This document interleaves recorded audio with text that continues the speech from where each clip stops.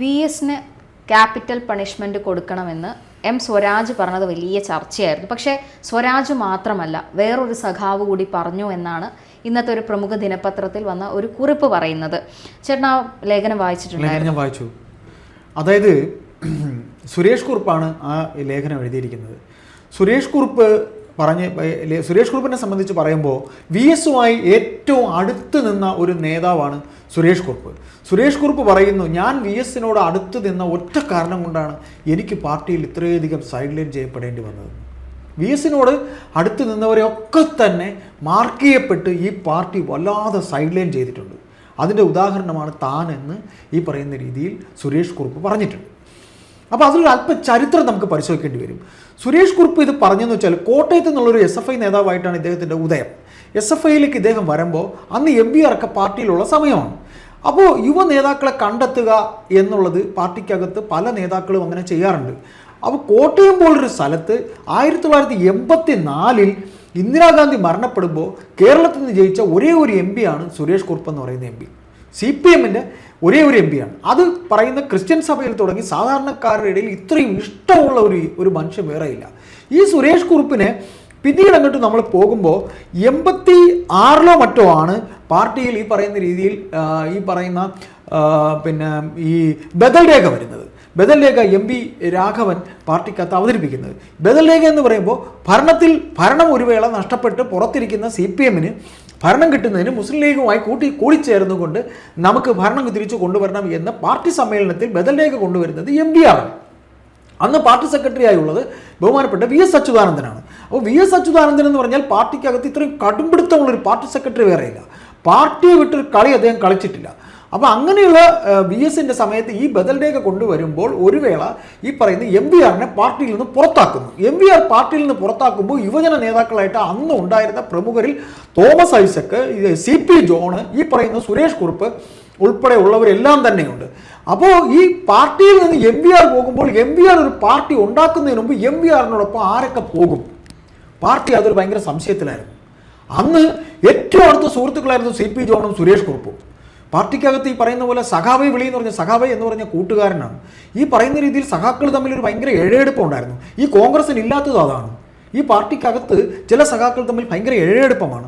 ഈ എഴയെടുപ്പം ഉണ്ടായിരുന്ന ആളാണ് സുരേഷ് കുറുപ്പും CP ജോണും തോമസ് ഐസക്കും. തോമസ് ഐസക്ക് ഒരു വേള തിരിച്ച് CPMലേക്ക് പോകുക തന്നെ ഉണ്ടായി. എന്നാൽ CP ജോണ് CP ജോണ് ഈ പറയുന്ന രീതിയിൽ ഇദ്ദേഹത്തോട് സംസാരിക്കുന്നു, സുരേഷ് കുറുപ്പിനോട്, നീ വരുന്നുണ്ടോ, ഞാൻ CMBയിലേക്ക് പോവുകയാണ്. അപ്പോൾ എല്ലാവരും CPMനകത്ത് നിശബ്ദതയാണ്. കാര്യം സുരേഷ് കുറുപ്പ് എന്ന് പറഞ്ഞ ഒരു ഹൈപ്പ് ഉണ്ടാക്കിയിരിക്കുന്ന ഒരു MP ആണ് സുരേഷ് കുറുപ്പ്. സുരേഷ് കുറുപ്പ് പോയാൽ പാർട്ടിയുടെ കോട്ടയത്ത് ഒരു പുതിയ, അതുമല്ല യുവാക്കളുടെ ഇടയിൽ ഒരു യുവ മുഖം പോകുമല്ലോ എന്ന് പറഞ്ഞിരുന്നു. സുരേഷ് കുറുപ്പ് അവിടെ ജോണിനെ ഉപേക്ഷിച്ച് MV രാഘവനെ ഉപേക്ഷിച്ച് അദ്ദേഹം CPMലേക്ക് പോയി. പിന്നീട് നമ്മൾ കാണുന്നത് ഈ സുരേഷ് കുറുപ്പിനെ അന്ന് VS കേരളത്തിൽ ഉടനീളം നടന്ന് പാർട്ടി അണികൾ പോകാൻ പാടില്ല. കാര്യം MVR എന്ന് പറഞ്ഞാൽ ഗർജിക്കുന്ന സിംഹമായിരുന്നു. MVRനെ കുറിച്ച് പറയാനാണെങ്കിൽ നിരവധി കഥകൾ, ഇന്നും പറഞ്ഞ ത്രില്ലടിക്കുന്ന കഥകളുണ്ട് MVRൻ്റെ. MVR ഈ പറയുന്ന കരുണാകരൻ്റെ ഭരണകാലത്ത് കരുണാകരൻ്റെ പോലീസ് വാഴ്ച ഉണ്ടായിരുന്ന സമയത്ത് പോലീസുകാർക്ക് നെഞ്ചു കൊടുത്ത് നിന്ന് ഇടിച്ചു നിന്നൊരു നേതാവാണ് MVR. അടിയെങ്കിൽ അടി, പിടിയെങ്കിൽ പിടി, വാട എന്ന് പറഞ്ഞ് നിൽക്കുന്നൊരു നേതാവാണ് അദ്ദേഹം. അത് ഒരു സംഭവത്തോടെ പറയാം. ഈ പറയുന്ന കരുണാകരൻ മാളയിലും നേമത്തും മത്സരിക്കുന്ന അവസരത്തിൽ മാളയിൽ അദ്ദേഹത്തിന് ജയിക്കാൻ കഴിയും, നേമത്ത് അദ്ദേഹത്തിനെ തോൽപ്പിക്കണം. അപ്പോൾ നേമത്ത് തോൽപ്പിക്കാനായി അന്ന് മത്സരിച്ചിരുന്ന ഒരു VJ തങ്കപ്പനാണ്, CPMലെ ഒരു VJ തങ്കപ്പൻ. നാടാർ സമുദായത്തിൽ, അവിടെ നാടാർ സമുദായത്തിന് പറ്റാൻ ഈ ഒരു ഏരിയയാണ്. അങ്ങനെ അവിടെ ചുവരെടുത്ത് നടക്കുമ്പോൾ MVR കോഴിക്കോടത്തെ ആൾക്കാരെ കൊടുക്കുന്ന ഈ വെള്ളയിൽ ഒരു കള്ളി മുണ്ടൊക്കെ ഉണ്ട്, ഒരു ലൈൻ മുണ്ട്, ഈ കാക്കമാരൊക്കെ കൊടുക്കുന്ന, നമ്മുടെ മുസ്ലിം മുതലാളിമാരൊക്കെ കൊടുക്കുന്ന, തടി മുതലാളിമാരൊക്കെ കണ്ട സിമ്പിളെന്ന് തോന്നുന്നു, കാശ് ഒരുപാടുള്ള വീട്ടിലാണ്. ഈ വെള്ളയിൽ ഒരു കള്ളി മുണ്ടുണ്ട്, അത് അറിയാമെന്ന് എനിക്ക് തോന്നുന്നത്. ഈ മുണ്ടൊക്കെ കൊടുത്തൊരു ഹാഫ് ബനിയനെ കെട്ടി തലയിൽ ഒരു കെട്ടൊക്കെ കെട്ടി ഒരാളിങ്ങനെ നിൽപ്പുണ്ട്. ഇന്ന് പെയിന്റ് അടിച്ചുകൊണ്ട് നിൽക്കുക. പെയിന്റ് അടിച്ചുകൊണ്ട് നിൽക്കുമ്പോഴത്തേക്ക് കാണാം ഈ ചുവരിൽ പെയിന്റ് അടിച്ചുകൊണ്ട് നിൽക്കുക. അപ്പോഴത്തേക്ക് കാണാം ഒരു പോലീസ് വണ്ടിയൊക്കെ നിൽക്കുന്നു. സ്റ്റേഷനിൽ SI ചോദിക്കുന്നു, നിങ്ങൾ ഇത് ആരാ ഈ പെയിന്റ് അടിക്കുന്നത്, എന്തിനാണ് ഈ പെയിന്റ് അടിക്കുന്നത്, ആർക്കാണ് പെയിന്റ് അടിക്കുന്നത് എന്ന് ചോദിക്കുന്നു. അപ്പോൾ ഈ പോലീസ് വണ്ടി വന്ന് നിൽക്കുമ്പോൾ പോലീസുകാരെ നോക്കുമ്പോൾ തലയിൽ കെട്ടി മുണ്ടെടുത്ത് ഹാഫ് ബനിയനെ കെട്ടി നിന്ന ആൾ മുണ്ടൊക്കെ തിരിഞ്ഞിങ്ങനെ നോക്കിയിട്ട്, എന്താണോ തൻ്റെ നെറ്റീമേ പെയിന്റ് അടിക്കണോ, എന്താ ഈ പെയിന്റ് എവിടെ അടിക്കണ്ടേ, തൻ്റെ നെറ്റീമേ അടിക്കണോ എന്ന് ചോദിച്ച് നോക്കുമ്പോഴാണ് MVR ആണ് നിൽക്കുന്നത്. ഈ പോലീസ് ഓഫീസർക്ക് മനസ്സിലായി MVR ആണെന്ന്. വണ്ടി വിട്ടോ, നമുക്ക് പോകാമെന്ന് പറഞ്ഞു. അതാണ് MVR. MVR ബസ് യാത്ര ചെയ്യുമ്പോഴത്തേക്ക് ഇതേപോലൊരു സംഭവം ഉണ്ടായി. തൊഴിലാളി KSRTC ബസ്സിനകത്ത് കിടക്കുമ്പോൾ ഒരു ഓട്ടോ ഡ്രൈവറെ ആരൊക്കെയോ ചേർന്ന് എന്തൊക്കെയോ ചേർന്ന് MVR അവിടെ ഇറങ്ങി അതിനെ സോൾവ് ആക്കി. അപ്പോൾ ആ MVRന് അന്ന് അത്ര ജനസമ്മതിയാണ്. അപ്പോൾ VS അച്യുതാനന്ദൻ എന്ന് പറയുന്ന നേതാവ് പാർട്ടി സെക്രട്ടറി അയക്കുമ്പോൾ MVR പുറത്തേക്ക് പോവുക, MVR പുറത്തേക്ക് പോയാൽ അന്ന് MVRനൊപ്പം നൈസ് ക്വാളിറ്റിയിൽ ഈ പറയുന്ന ബദൽ രേഖയിൽ ഒപ്പിട്ട ആളാണ് ഈ നയനാർ. അങ്ങനെ അത് പിടിച്ചു നിർത്താനായി കണ്ട സംസ്ഥാനത്ത് ഉടനീളം VS സംസാരിക്കാൻ പോയി. ശേഷം ഈ പറയുന്ന സുരേഷ് കുറുപ്പ് പോകാതിരുന്ന് കഴിഞ്ഞപ്പോൾ പിന്നെ VSന് തന്നോട് അടുപ്പമുണ്ടായി. അത് ഇതിൽ അദ്ദേഹം ഹൈഡ് ചെയ്താൽ സംസാരിക്കുന്നത്. അദ്ദേഹത്തിൻ്റെ ഈ ലേഖനത്തിൽ എന്നു മുതൽ തനിക്ക് തന്നെ VSന് ഇഷ്ടമായി എന്നുള്ളൊരു സംഭവം പറയുന്നതിൽ ഒരു ഗ്യാപ്പ് ഉണ്ടായി. ആ ഗ്യാപ്പാണ് നമ്മളിവിടെ സംസാരിച്ചത്. പിന്നീട് അദ്ദേഹം സജീവ പാർട്ടി പ്രവർത്തനമല്ലാതിരിക്കുമ്പോൾ VSൻ്റെ പല കേസുകളും വാദിക്കുന്നത് ഈ സുരേഷ് കുറുപ്പാണ്.